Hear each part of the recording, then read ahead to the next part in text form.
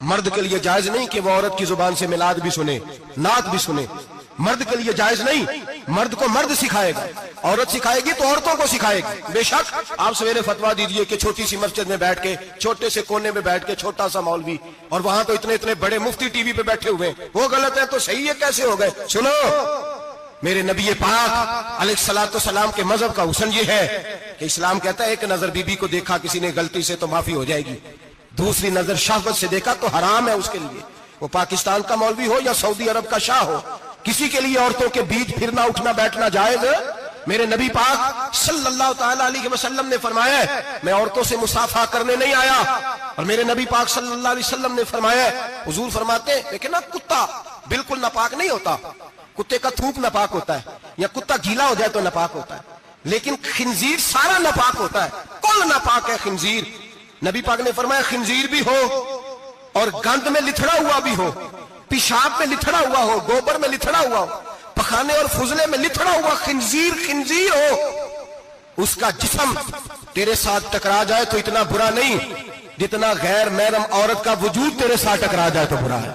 اس حد تک میرے نبی پاک صلی اللہ علیہ وسلم. اور گنبد کے معاملے میں فتویٰ دینے والے، یا رسول اللہ کہنے پر کفر کا فتویٰ دینے والے اور بڑی بڑی باتیں کرنے والے خاموش کیوں ہو گئے؟ یا ایھا الذین آمنوا لا تتخذوا اليہود والنصارى اولیاء.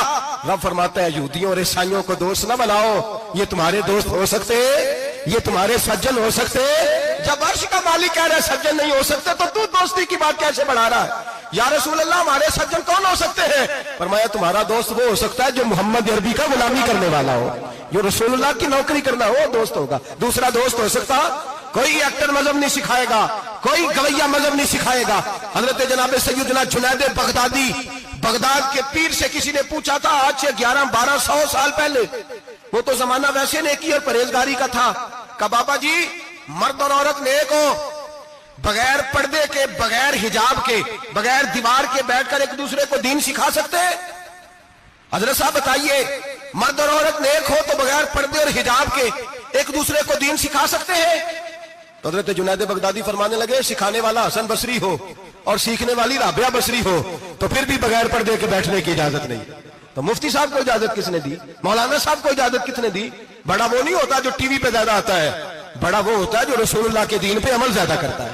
حضرت عبداللہ ابن مسعود رضی اللہ تعالیٰ عنہ فرماتے ہیں زیادہ باتیں کرنے والا عالم نہیں ہوتا.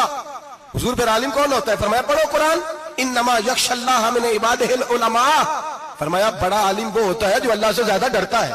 اس لیے کہ رب فرماتا ہے میرے بندوں میں سے جو عالم وہ ہیں جو اللہ سے زیادہ ڈرتے ہیں، خوف رکھتے ہیں. تو میرے بھائی رمضان المبارک میں بچنا ہے.